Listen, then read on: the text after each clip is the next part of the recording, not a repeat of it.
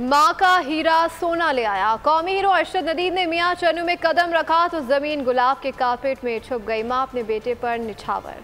देर तक अरशद नदीम को अपने सीने से लगाए रखा, बेटे का माथा चूमा।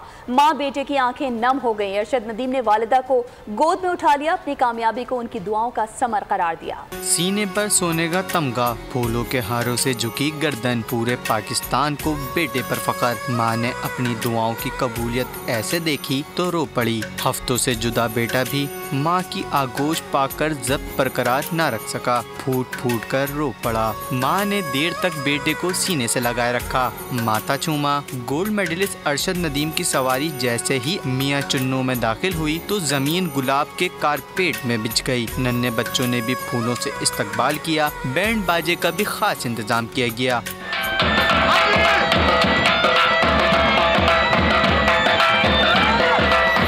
हर कोई कौमी हीरो को देखने के लिए बेताब था। मिनटों का सफर घंटों में तय हुआ। फिजा अरशद नदीम जिंदाबाद के नारों से गूंजती रही।